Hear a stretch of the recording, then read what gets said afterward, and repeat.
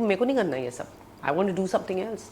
मुझसे नहीं हो रहा है ये सब, मैं नहीं करना चाहती ये सब। मिस इंडिया आपने पार्टिसिपेट किया और इनफैक्ट कुछ बड़े नाम भी आपके साथ उस वक्त जी, मौजूद जी, थे उस जी, कॉन्टेस्ट जी, में, जी, इफ आई एम जी, नॉट रॉन्ग, जी। ऐश्वर्या राय और सुष्मिता सेन जी, आल्सो। जी, तो जी। मैं हमेशा ये कहती हूँ कि कुछ चीज़ें लिखी होती हैं and I believe in destiny a lot.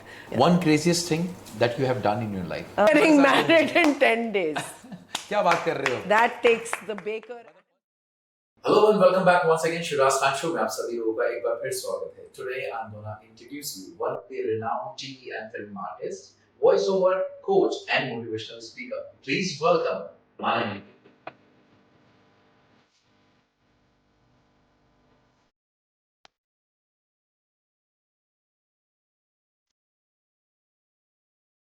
Mani ji, welcome to Shiraz Khan Show. Thank you so much. So finally वक्त आ गया जब हमारी और आपकी मुलाकात हो गई एक बार फिर। जी जी बिल्कुल। तो मैं सबसे पहले आपसे जो बात शुरू करूंगा वो यहाँ से करूंगा कि आप ये बताएं कि आपने एक अपना इंस्टाग्राम हैंडल का नाम लिखा हुआ है मन्ना सोल फ्राई। जी ठीक है, अब वो आपकी आत्मा कहाँ फ्राई हो रही है तो वो बता दें जरा। बहुत से लोग ये सवाल पूछते हैं मुझसे। मना is the treasure of heaven. Okay. Soul जैसे कि आप जानते हैं रूह, और फ्राई यानी कि तला जाना। So sole fry was the first restaurant that I went to जब हम बम्बई आए थे। तो मुझे वो नाम बहुत इंटरेस्टिंग लगा और बहुत लोगों ने मुझसे कहा कि क्यों नहीं चेंज कर रही हो सोल फ्राई। मैं कहा यार जब इंसान इस 3 डिमेंशनल दुनिया में आता है तो सोल फ्राई होकर ही तो पूरी तरह से रियलाइज़ होती है ना, जलती तो है यहाँ पर, है कि नहीं, और तभी तो प्योरिफिकेशन होकर वापस जाती है। So I don't see a negative connotation to it, lot of people do, but मुझे ऐसा लगा कि एक बहुत यूनिक हैंडल है, और इसलिए नहीं क्योंकि यूनिक है, it just came to me and मैं अपनी इंस्टिंक्ट और गट को बहुत ट्रस्ट करती हूँ, तो इसलिए मना सोल फ्राई। तो ये सोल फ्राई जो था आपकी लाइफ में इतना इम्पैक्ट डाल गया कि आपने उसका नाम ही मतलब जी, अपने लाइफ के साथ जोड़ दिया? जी जी बिल्कुल बिल्कुल। ऐसा है कि मैं पार्ट ईस्ट इंडियन हूँ, तो मुझे सी फूड बहुत पसंद है। तो आई थिंक ये ऐसा रेस्टोरेंट था जहाँ पर मुझे कोंकणी खाना पहली बार खाने को मिला था एंड इट वाज अमेजिंग। तो शायद ये बहुत जैसे कहते हैं ना मेरे ऊपर असर कर गया ये। Very nice. अच्छा, जब आपने बात करी कि मैं पहली बार बॉम्बे आई थी, तो वो पहली बार इन विच सन that you came to Bombay? 2001। 2001 मतलब ये वो टाइम है जब आपने मिस यूनिवर्स 1994 में मिस इंडिया जी जी मिस Okay. इंडिया 1994 के बाद। अब काफ़ी लंबा अरसा मैं दिल्ली में थी उससे पहले, और जैसे मैंने कहा I always said I M an accidental actor. मुझे कभी कोई बचपन से कोई वो नहीं था कि मुझे एक्ट्रेस बनना है। My mother was a bureaucrat, तो मेरी बहुत इच्छा थी कि या तो मैं एक आर्कियोलॉजिस्ट बनूं, या फिर एक प्रोफेसर ऑफ इंग्लिश बनूं, या फिर सिविल सर्विसेज में जाऊं।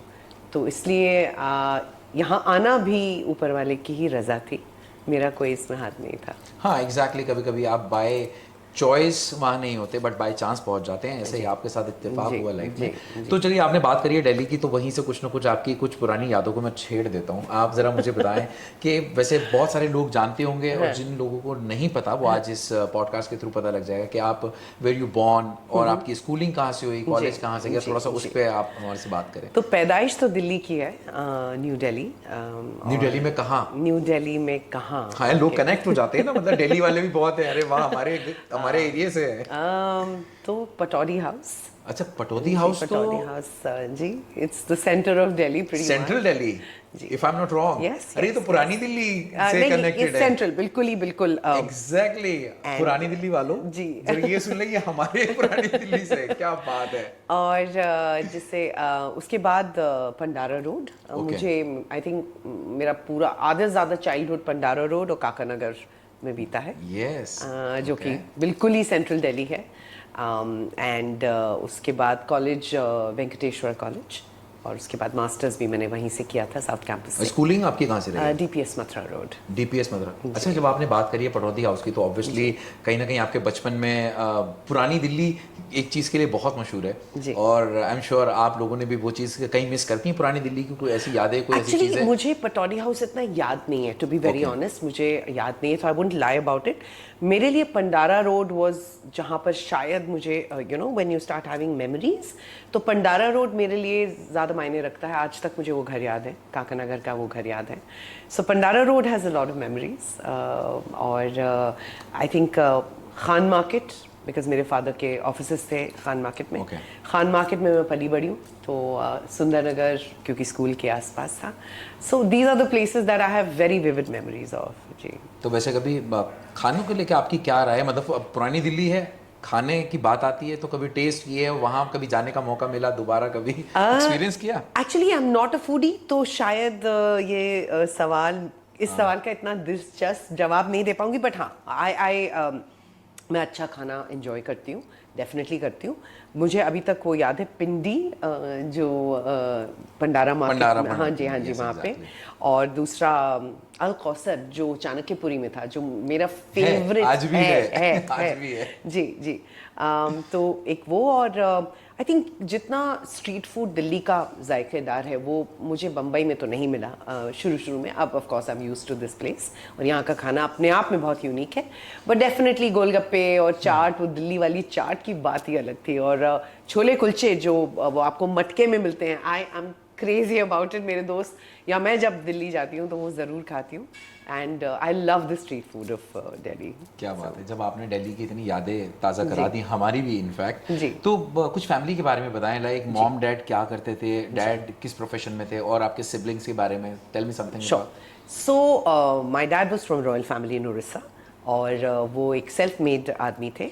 उन्होंने एक कंपनी में ही started working initially. It was called I think Indian metals and ferro alloys. And उसके बाद उन्होंने अपना बिजनेस सेटअप किया. He had various businesses. And mummy जो थी वो ब्यूरोक्रेट थी.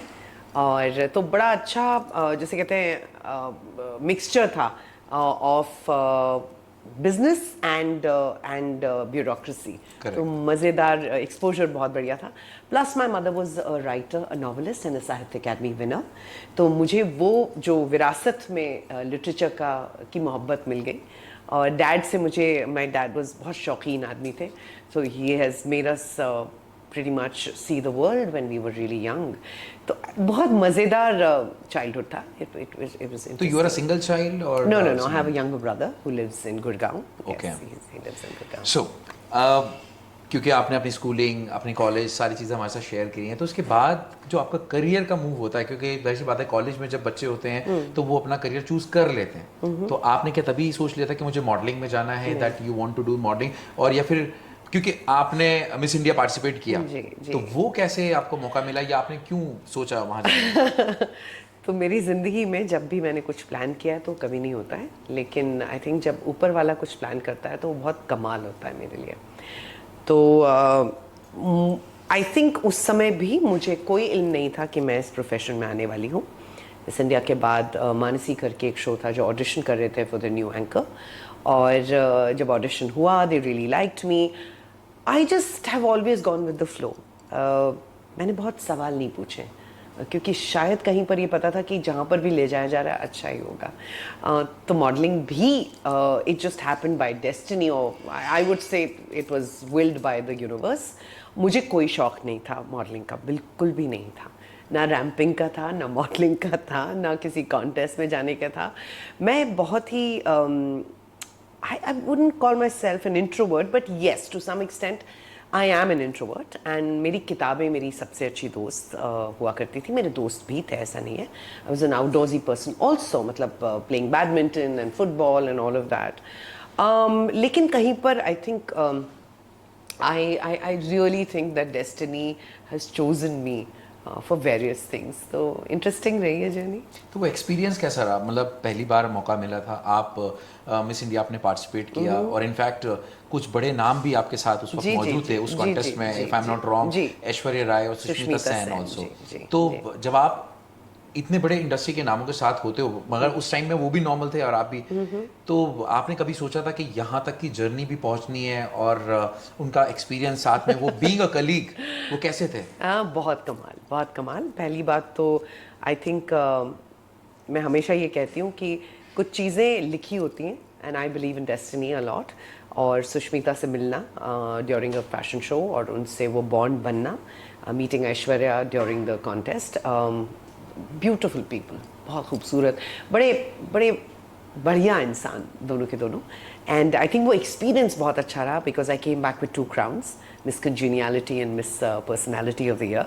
सो वो भी अनएक्सपेक्टेड था। तो मैं आपको वही बोल रही हूँ ना कि मेरी ज़िंदगी में मतलब अपने आप ही चीज़ें हुई। उसका ये मतलब नहीं कि मैंने मेहनत नहीं करी है, but I think I was just told that go with the flow and things are going to just happen.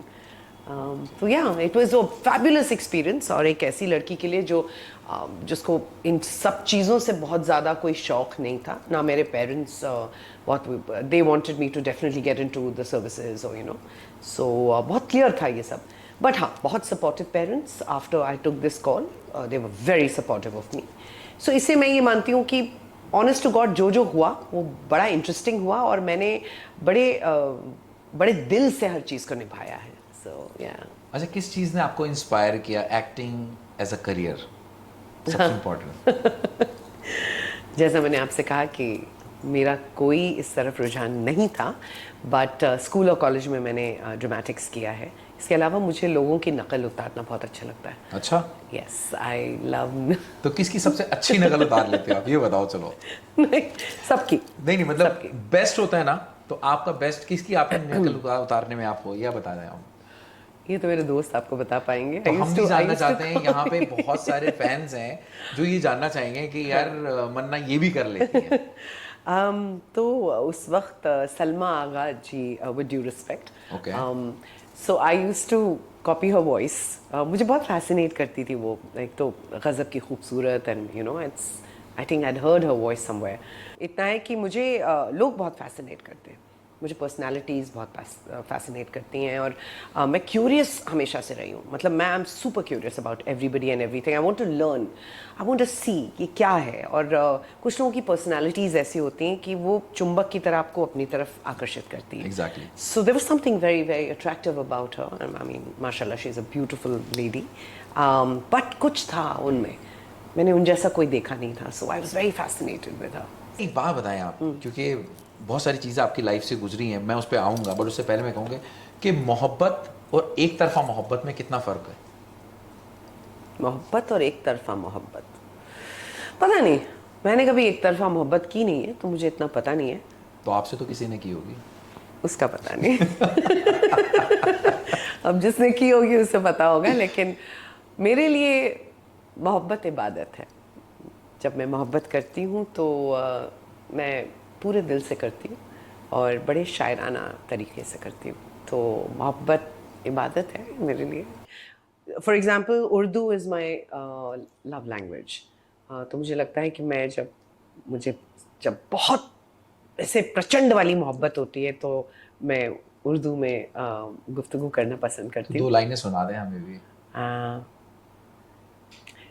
छोड़ दे खौफ मेरे हाथ छूट जाने का, छोड़ दे खौफ मेरे हाथ छूट जाने का, तेरे हाथों की लकीरें मेरी तकदीर बन चुकी है। वाह, सुभान अल्लाह, क्या बात है। Thank you. देखा, मैं कहता था ना, हिडन टैलेंट है ये, जो मतलब राइटिंग का हिडन टैलेंट है, जो अभी तक किसी को पता नहीं था। Thank you. ये वॉइस ओवर कोच है, ये सबको पता है।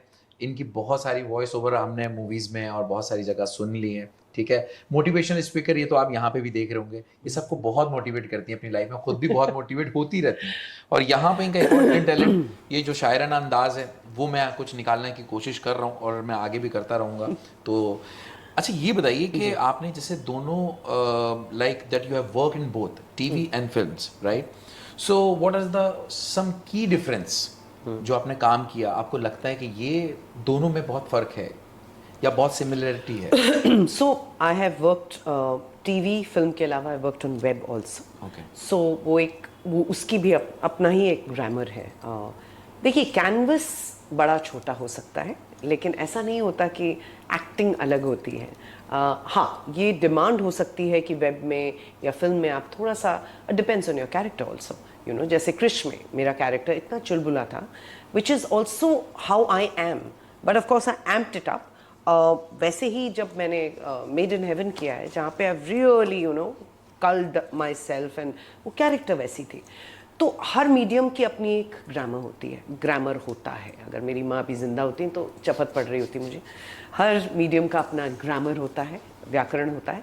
तो मुझे ऐसा लगता है कि कैनवस 70 mm हो सकता है या थोड़ा छोटा हो सकता है, लेकिन मेहनत उतनी ही होती है, इमोशन भी वही होता है। हाँ, उसका परसेंटेज ऊपर नीचे हो सकता है।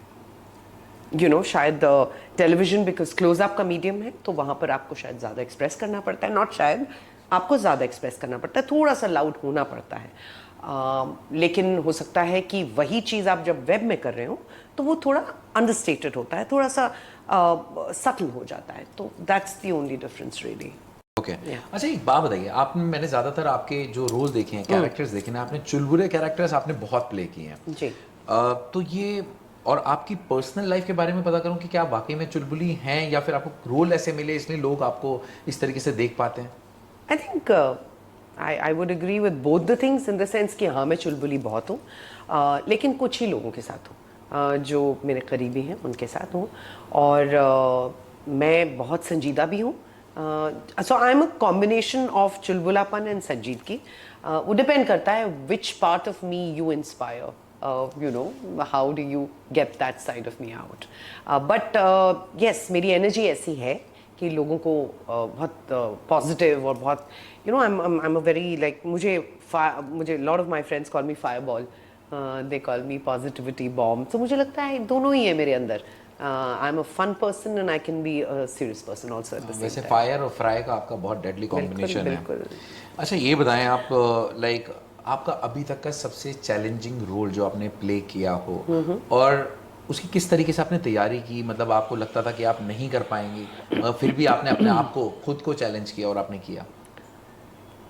एक्चुअली सच बताऊं आपको कि मैं दिल से आपसे कह रही हूँ कि हर कैरेक्टर को मैं एक चैलेंज की ही तरह लेती हूँ। मैं किसी भी चीज़ को फॉर ग्रांटेड नहीं लेती हूँ। पहली बात तो मैं अनट्रेन्ड एक्टर हूँ, तो इसलिए मैं हर चीज़ के अंदर अपने आप को हर चीज़ के अंदर ढूंढने की कोशिश करती हूँ। That's most important. क्यूरियस बहुत हूँ, लाइक आई टोल्ड यू। तो मैं उस कैरेक्टर की साइकी, उसका चाइल्डहुड, उसका माइंडसेट, उसके इमोशनल अप्स एंड डाउन्स, उसकी पूरे आर्क को समझने की कोशिश करती हूँ। That's very important for me. मैं मेथड एक्टर नहीं हूँ, मैं बहुत स्पॉन्टेनियस एक्टर हूँ, और मेरे लिए बहुत इंपॉर्टेंट है कि उस समय उस कैरेक्टर के लिए क्या सही है मैं वो करती हूँ। कैरेक्टर्स बहुत चैलेंजिंग भी मैंने किए हैं। फॉर एग्जांपल नामकरण करके एक टेलीविज़न का बहुत ही पॉपुलर शो हुआ करता था, जिसमें मुझे एक ह्यूमन ट्रैफिकर बनना था। And considering that I am somebody who works for the cause of women empowerment and children and stuff like that, तो मेरे लिए वो पर्सनली बहुत बहुत मुश्किल था। दूसरा, अभी मैंने एक शो रैप अप किया, इट्स कॉल्ड दालचीनी, which was on Dangal play, जहाँ पर मुझे एक ऐसी औरत का रोल अदा करना था जो ऑब्सेस्ड है अपने बच्चे के साथ, and she goes to the level of cruelty. बहुत ही I would say a dark character. In her own world she was justified, लेकिन मैं वैसी हूँ नहीं, एंड मुझे वो कैरेक्टर्स करने हैं जैसी मैं बिल्कुल नहीं हूँ। तभी तो मज़ा है ना, वरना what's the point? It doesn't challenge me, and if it doesn't challenge me I am not interested. So yes, I would से कि राजरानी ढिल्लों जो दालचीनी की कैरेक्टर जिसके लिए मुझे चहीती खलनायिका का अवार्ड मिला है, वो मेरे लिए बहुत बड़ा चैलेंज था, फॉर श्योर। मैं अभी आपका एक इंस्टाग्राम कमेंट पढ़ रहा था, जैसे आपने दालचीनी के बारे में बात देखा कि आपने जिस बेदर्दी से चाकू मार के मारा, कितना दर्द हुआ जी।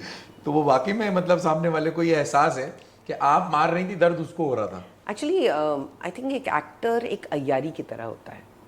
If I am not a shape shifter then I have no business to be here.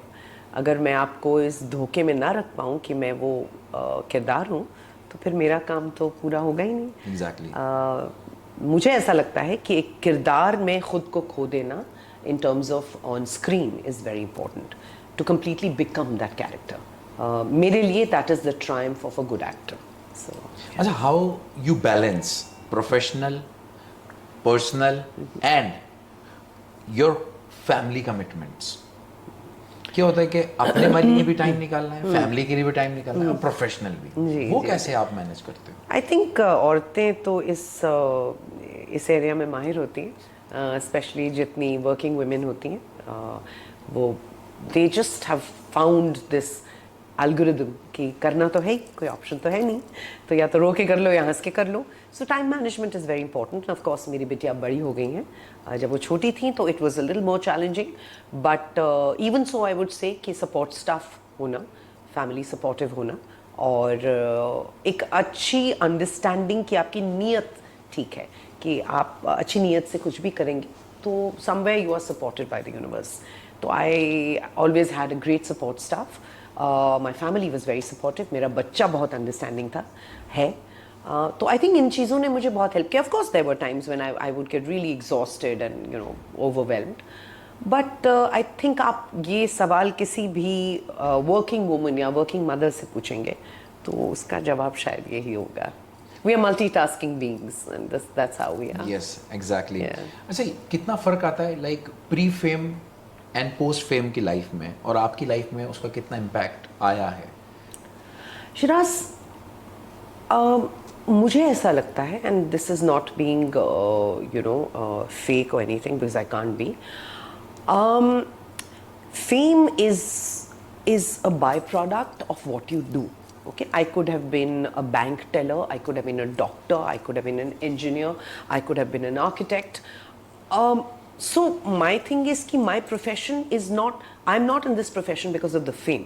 Yes, I'm very grateful, I'm extremely grateful for the fame that I've got, but मुझे ये ना तो ये जगह मेरी है और ना ये फेम मेरा है. आपको शायद लगे कि इट्स अ वेरी एसोटेरिक वे और a very spiritual way of looking at it. जहाँ मैं खड़ी हूँ, आज से पहले लाखों खड़े थे और आज के बाद करोड़ों खड़े होंगे. तो मुझे ये जगह रेंट पे दी गई है, तो मैं अपने रेंट को किस तरह से अदा करती हूँ और अपना काम कितनी शिद्दत से करती हूँ, मोहब्बत से करती हूँ, I think that's what matters. कल को अगर आपको मेरा नाम याद ना हो तो मेरी ज़िंदगी ख़त्म नहीं हो जाएगी. मैं अपने आप में बहुत मुतमईन हूँ. So I think as I said, I am very grateful for the fame.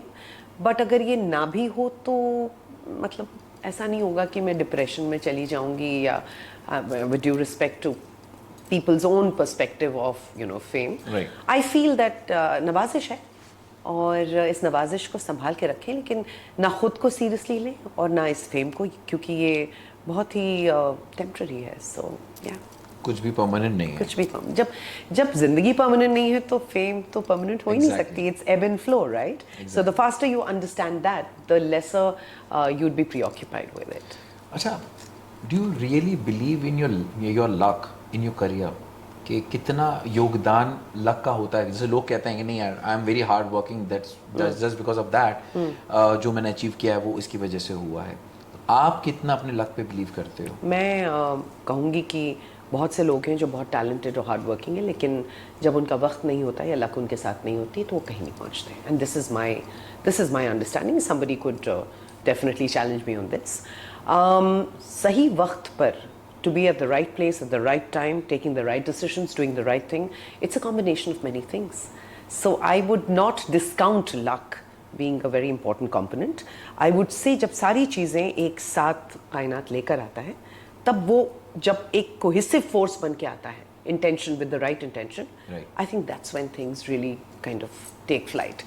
So I would say that yes, apart from my hard work and talent, luck has definitely been with me.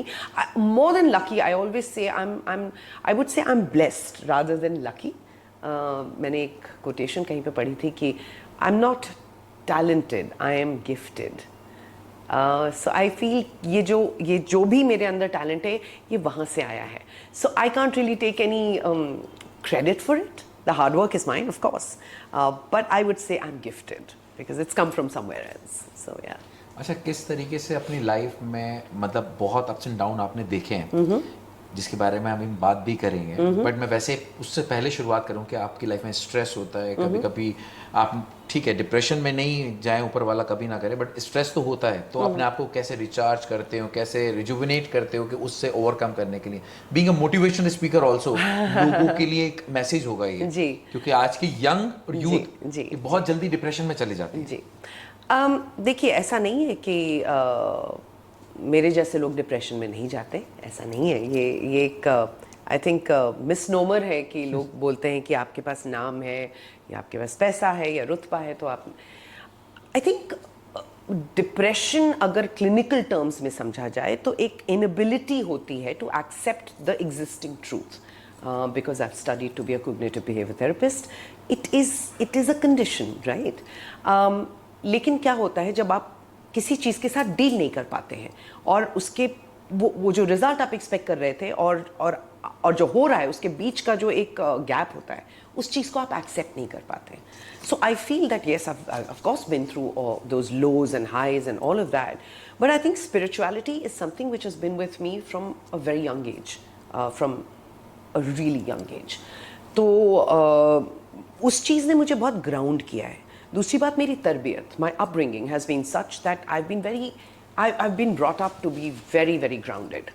कितना भी अच्छा कर लो, माँ बाप ने कभी ऐसा, oh my God your love, oh my God, I mean it's never happened like that, and thank God it hasn't, because I wouldn't have been where I am today. I wouldn't be where I am today if all the time, yes, there are times when I feel कि शायद थोड़ा ज़्यादा encouragement मिलता तो maybe the story would have been different. But you know what, I feel कि एक mid point होता है जहाँ पर आपको ये समझना चाहिए that your life is your responsibility and all the decisions that you take, वो आपकी रिस्पॉन्सिबिलिटी है, राइट? जब आप ले रहे थे तो इस बात का आपको मतलब बहुत क्लैरिटी होनी चाहिए कि इसका जो भी रेपरकशन होगा वो मेरा होगा, जो अच्छा है वो भी मेरा है और जो बुरा है वो भी मेरा है. So I really never sort of you know whenever I have been down in the dumps, thrown a pity party to myself, रोई हूँ या भगवान से सवाल पूछे हैं. मेरा एक सिस्टम बड़ा अच्छा है एंड भगवान करे हमेशा ऐसा रहे. I bounce back very fast. रो पिट के मैं निकली जाती हूँ. आई गेट वेरी बॉर्ड, बहुत बोर हो जाती हूँ मैं. तो इसलिए I think I have just understood one thing कि मैं बहुत देर तक मायूस नहीं रह सकती हूँ. रहती हूँ and then I just find something and there are so many reasons in life, you know. And when you see somebody, my mother used to always say, बेटा अपने से नीचे जब लोगों को देखोगी ना तो समझ में आएगा कि कितनी तकलीफ है, अपनी तकलीफ बहुत छोटी लगेगी. So it's always happen that when I have been in pain, अगर कोई मेरे पास आया है अपनी तकलीफ लेकर तो मैं उस चीज़ को ट्रांसम्यूट करती हूँ, उसको यू नो अल्केमाइज कर देती हूँ.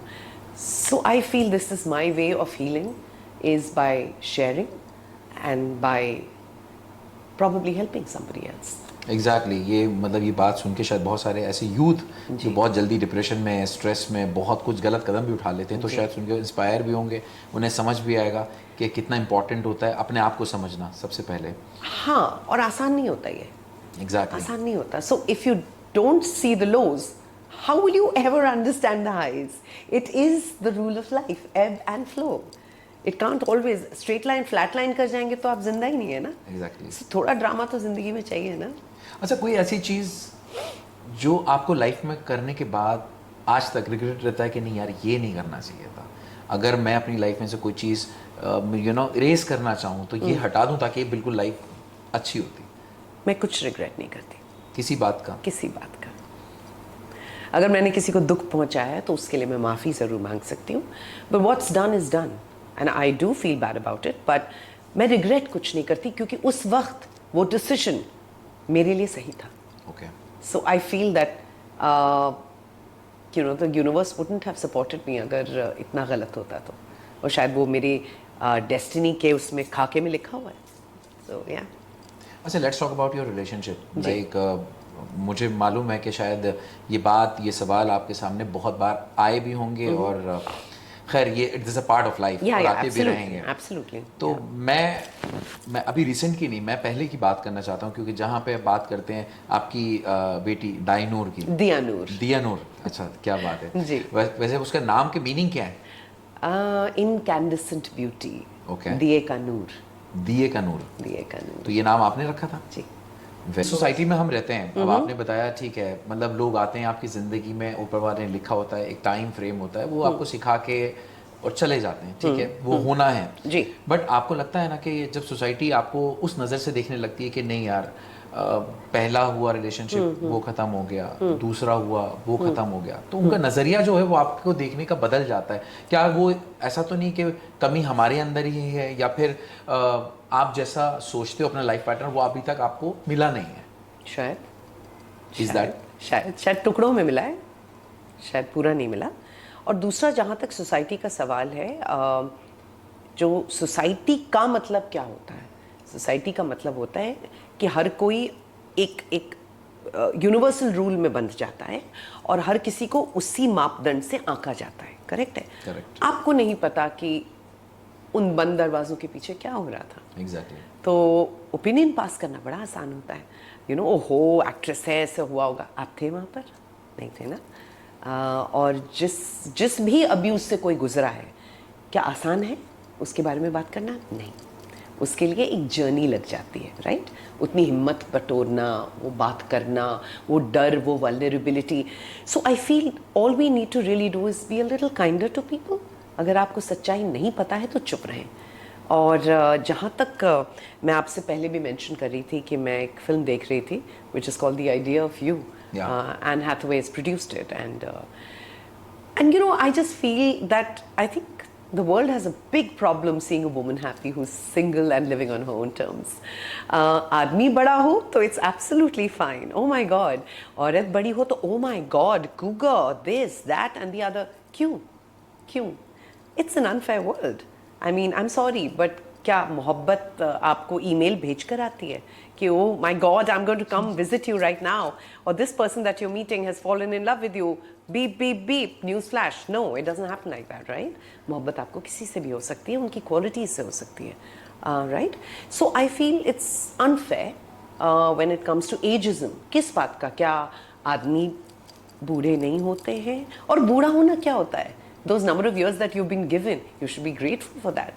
क्या मतलब कोई चीज़ है क्या? कोई इंसान चीज़ होता है क्या? तो मुझे समझ नहीं आता ये एजिज्म की, oh my God, so and so is so long. So how does that matter? I have seen some 28-year-olds who are so wise, and I've seen some 75-year-olds who are so mature.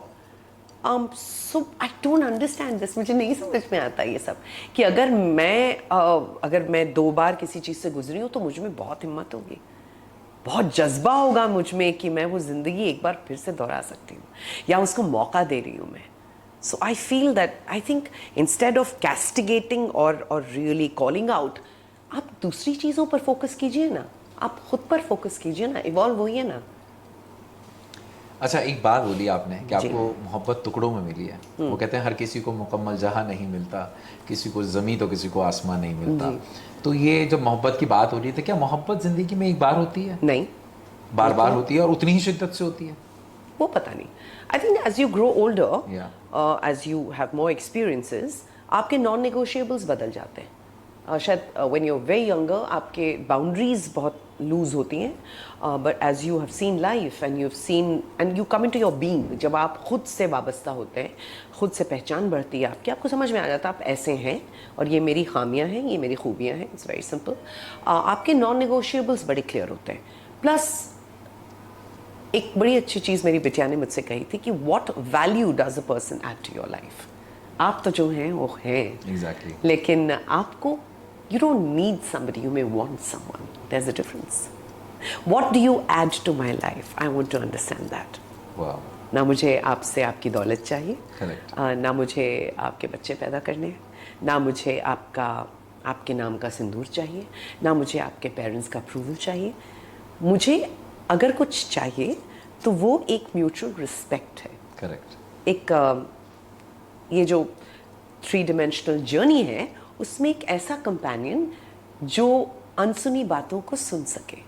Correct. एक ऐसा companion जो आपको सिर्फ देखकर ये इस बात का अंदाज़ा लगा सके इस वक्त क्या हो रहा है। बिल्कुल। So these are the little things that matter. Just a smile, or maybe just like kind of a private joke, or just like laughing on silly things. Liking the same places, liking the same kind of food. So I think your requirements change as you are more experienced or as you're growing up, and your worldview changes. Absolutely. So you need somebody who has a resonance with you, with your present avatar. It's very important. What I was, I'm not that today. I'm not the same woman. Can you deal with me? So yeah. Perfect. So I mean, Manini, अब क्या हम ये मान लें कि that you are open for obviously for the relationship और क्या दोबारा प्यार हो Why is सकता है? everybody asking me that? अच्छा मुझे नहीं उसका मालूम, नहीं ये उसका तो मैं तो मतलब उसका मतलब यूनिवर्स चाह रहा है कि मैं Exactly. हाँ बोलूं. वो बात बार बार आपके कानों जी, में आती जी, है, जी, राइट? जी, जी. एग्जैक्टली, क्या तो बता दें जरा. क्या पता. No, I'm absolutely, but मतलब I think चाहने वाले बहुत हैं ना. देखिए क्या होता है ना कि चाहने वाले संभाल पाएंगे.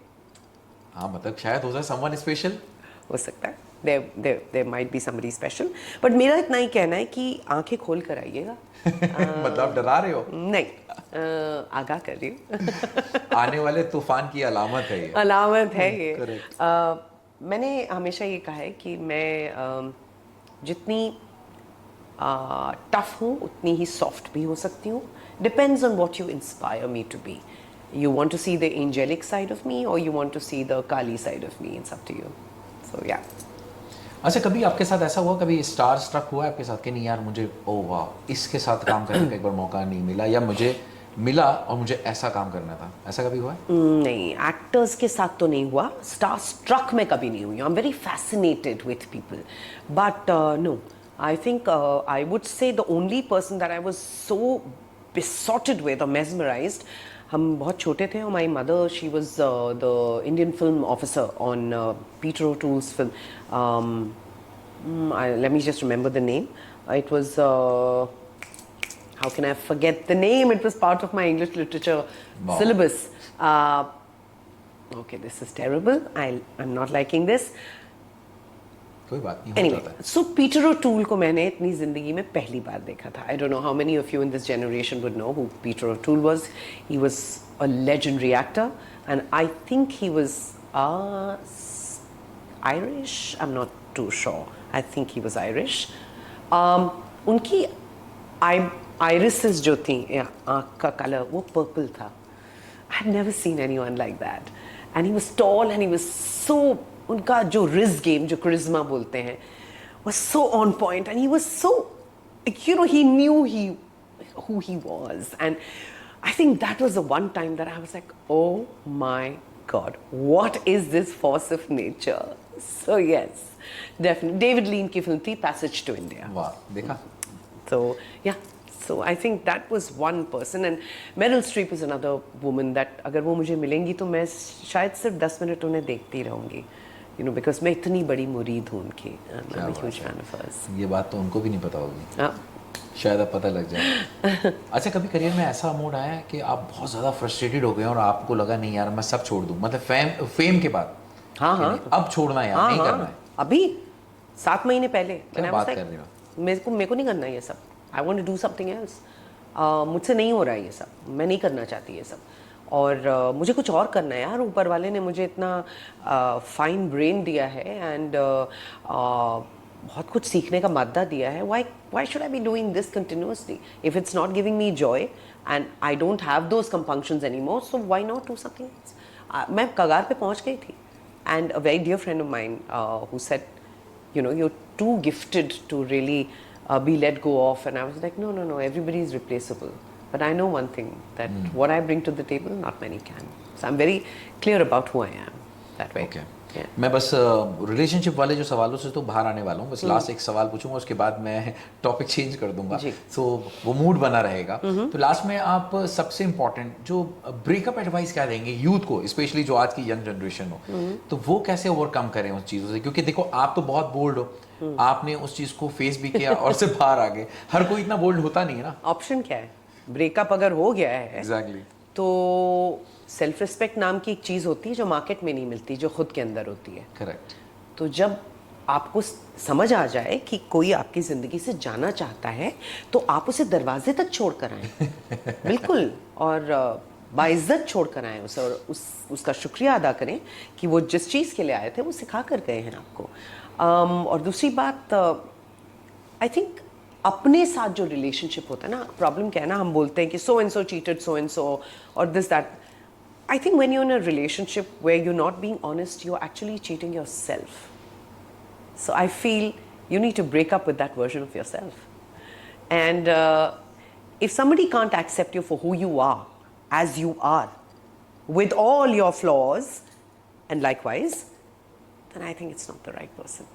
और यार गलतियां नहीं करोगे तो पहुंचोगे कैसे वहां तक? हर किसी की किस्मत में नहीं होता है कि पहली बार में बस वन टेक एंड डन, नहीं होता यार। तो it's all right, it's okay, it was an experience, you learn from it, thank the person, cry it out, probably go out with your friends on a holiday or something and cry and do whatever the hell you want to, eat a tub of ice cream or, you know, listen to sad songs or whatever the hell else. But guess what?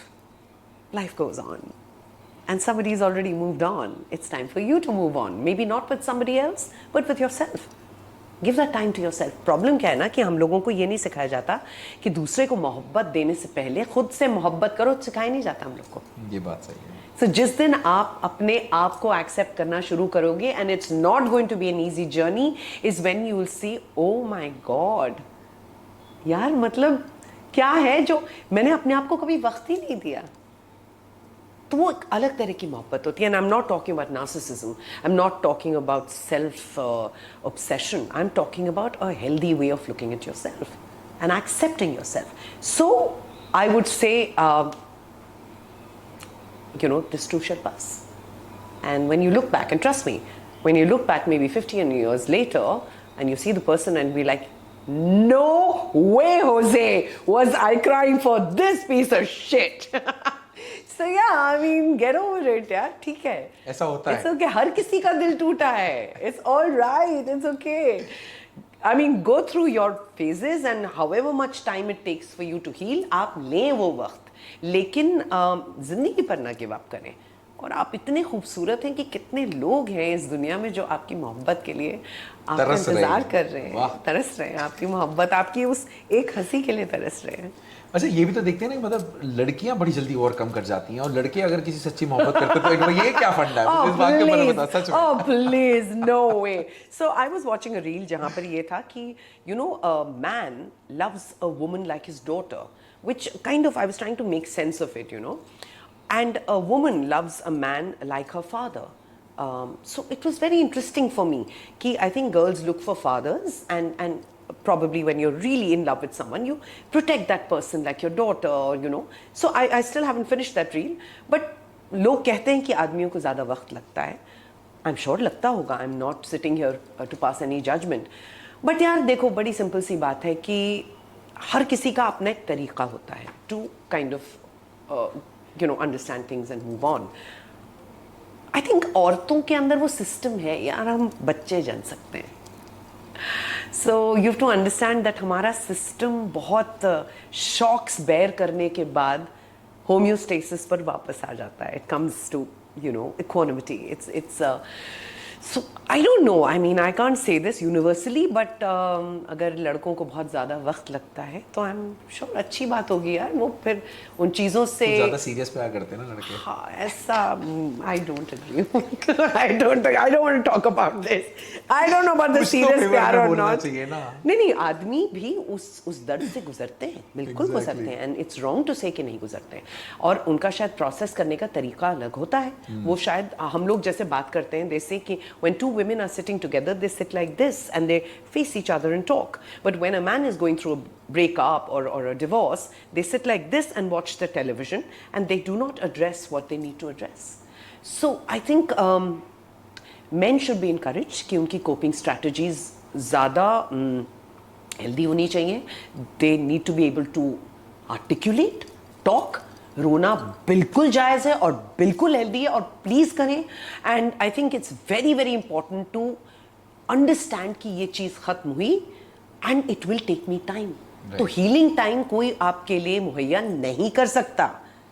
2 चांटे लगा दीजिए अगर कोई बोले oh get over it bro.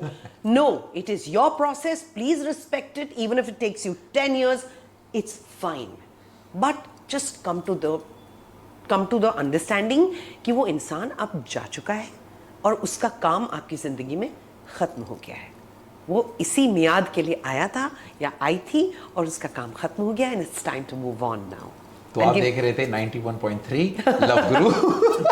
देखिए आपने ये कहा बिग 92 की मैं लव गुरु ही रह चुकी हूँ। वाह, Yes. देखा ये भी नहीं पता था आपको नहीं पता था। I have been an RJ, a celebrity RJ, जहाँ पर मैं लव गुरु थी और Wow. मैं इसी तरह की एडवाइस देती थी। बड़ी प्रैक्टिकल एडवाइस होती थी मेरी कि all of this is fine but honest to god I mean it's a part of life, it's not your entire life. Let's start the rapid fire.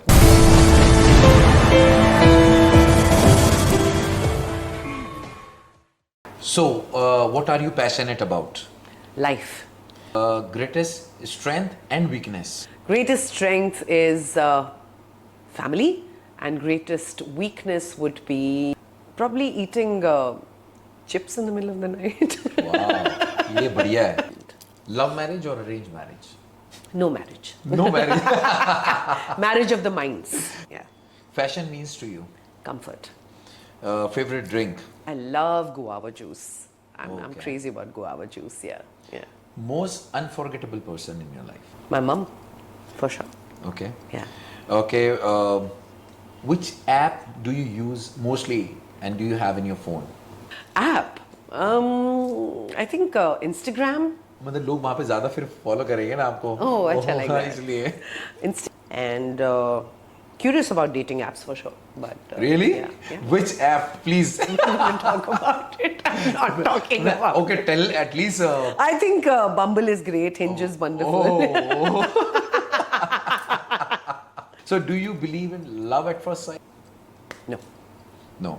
it's lust at first sight. Ah. Because we are visual beings. Love happens much later.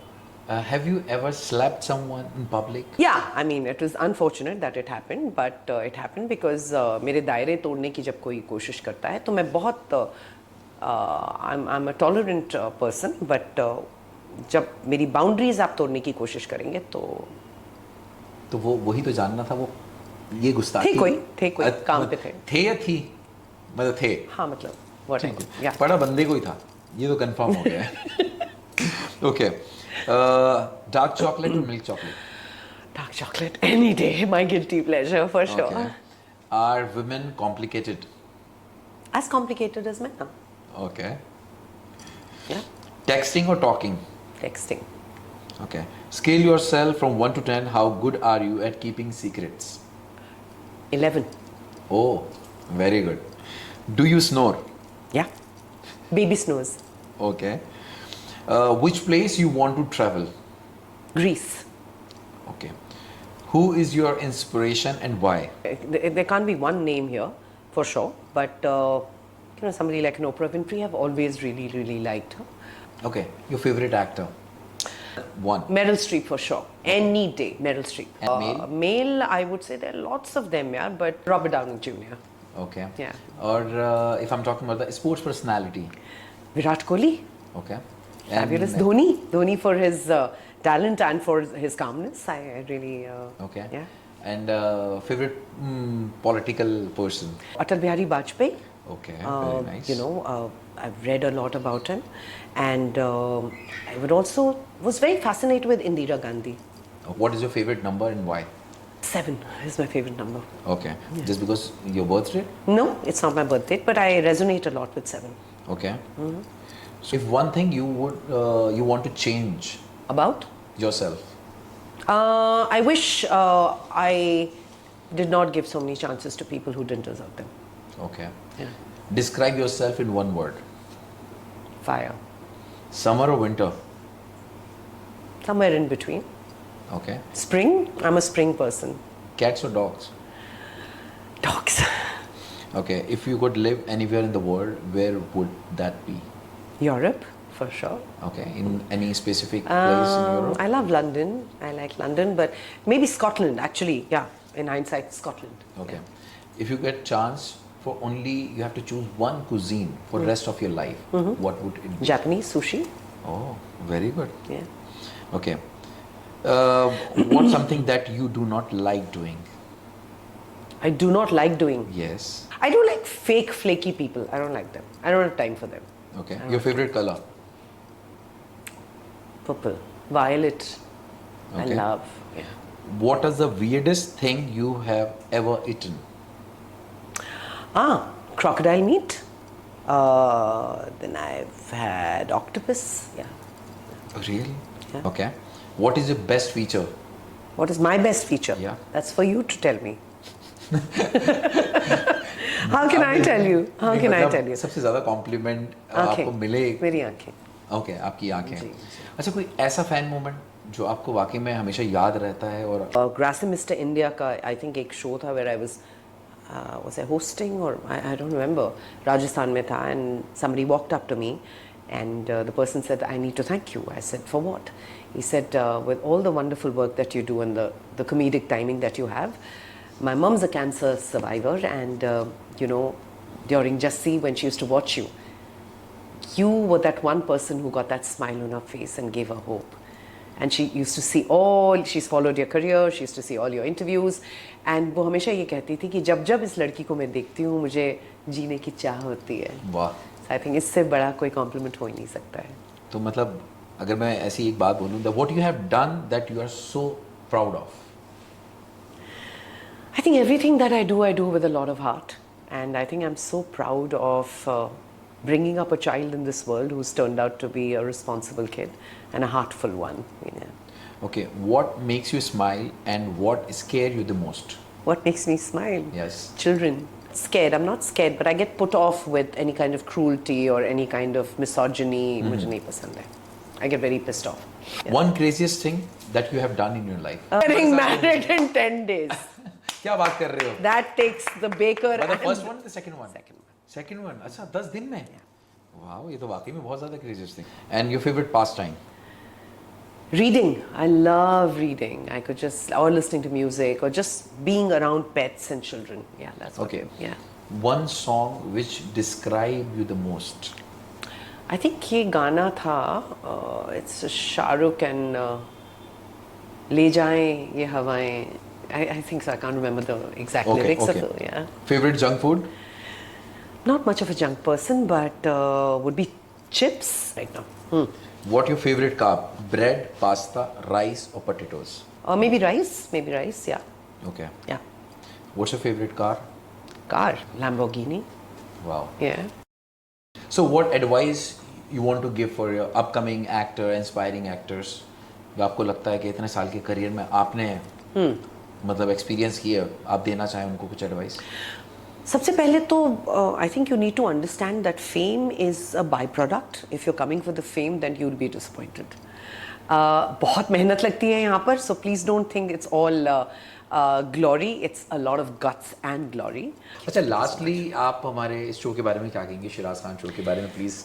देखिए, सबसे पहले तो Siraj Khan show के बारे में ये कहूँगी कि आप जो मैंने आपके इंटरव्यूज़ देखे हैं बहुत अर्नेस्ट और ऑनेस्ट होते हैं. वो मेरे लिए बहुत इम्पोर्टेंट है.